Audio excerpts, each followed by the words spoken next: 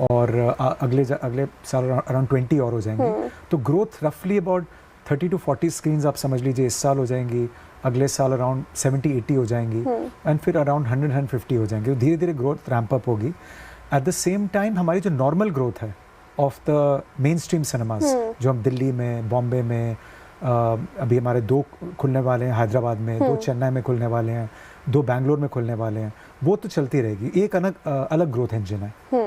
अच्छा, जब press conference के दौरान आपने एक बात कही थी, इस पर थोड़ा और मैं डिटेल में चर्चा करनी चाहूँगी। आपने कहा था कि अगर 5 साल पहले मैं ये प्रश्न पूछती आपसे कि OTT को लेकर प्रेशराइज फील हो रहा है कि नहीं, आपने कहा कि अब रेलिवेंट नहीं रहा ये शायद सवाल।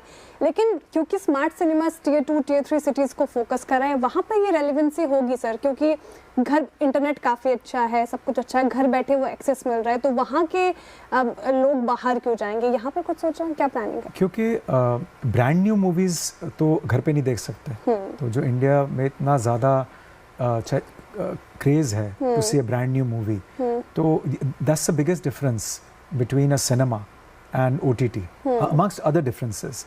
वन इज़, अगर आपने हमारा कैंपेन देखा, फ्रेश देखो अभी देखो, फ्रेश देखो, है ना, तो फ्रेश देखो, बड़ा देखो और ऊपर देखो।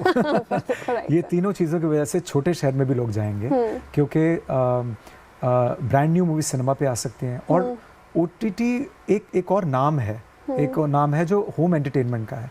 सो मुझे भी काफ़ी टाइम हो गया करते हुए।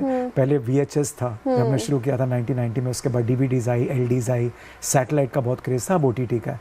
होम एंटरटेनमेंट हमेशा रहेगी, तो मैं कभी भी नहीं बोलता कि होम एंटरटेनमेंट में कुछ खराबी है, लेकिन लोग दोनों चीज़ें करते हैं। घर पे आप खाना खाते हैं, घर पे आप जोमेटो से खाना भी मंगवाते हैं, लेकिन फिर भी बाहर जाते हैं। सेम चीज़ मूवीज़ में है, आप घर पे भी कंज्यूम कर सकते हैं, आप और बाहर भी जा सकते हैं।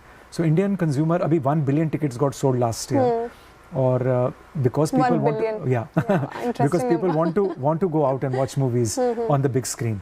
So I think ये को एग्जिस्ट करता है। मैं ये नहीं कहता compete, मुझे है OTT भी चलना चाहिए बहुत ज़्यादा, लेकिन ये को एग्जिस्टेंस है, ये कोई आइदर और नहीं है। That's the point I was trying to make. तो मेट्रोपोलिटन सिटीज़ में तो ओडिसी, स्पाइडरमैन, ये सब चल जाएगा। स्मार्ट सिनेमास क्योंकि Tier 2 Tier 3 सिटीज़ को केटर करता है, तो वहाँ पर कुछ स्पेसिफिकली आपने सोचा है कि यही कुछ जॉनर्स के ही आप मूवी रिलीज करवाएंगे? और देखिए 1980 movies got release last year. Odyssey और स्पाइडरमैन तो 2 मूवीज का अपना नाम लिया बिकॉज अभी टॉपिकल है।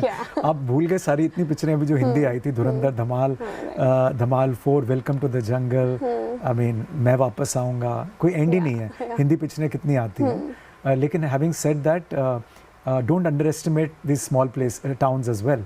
यहाँ पर भी बहुत एस्पिरेशनल कस्टमर है, और कई हॉलीवुड मूवीज़ भी डब होकर आती हैं। अगर आप देखिए 5 या 6 लैंग्वेजेस में स्पाइडरमैन आई है, तो इसका डब्ड वर्जन भी हर जगह प्ले कर रहा है। तो हर तरह की पिक्चर चलेगी, जिस तरह की, बिकॉज इंडिया का वही तो इस मार्केट का सबसे ज़्यादा जो पॉजिटिविटी है, इसलिए मैं कभी इस मार्केट से बाहर कभी गया ही नहीं इंडिया से, इसके कंज्यूमर हर तरीके का कंटेंट कंज्यूम करता है। कंटेंट अच्छा होना चाहिए, उनके साथ कनेक्ट करना चाहिए। फिर language is never a barrier.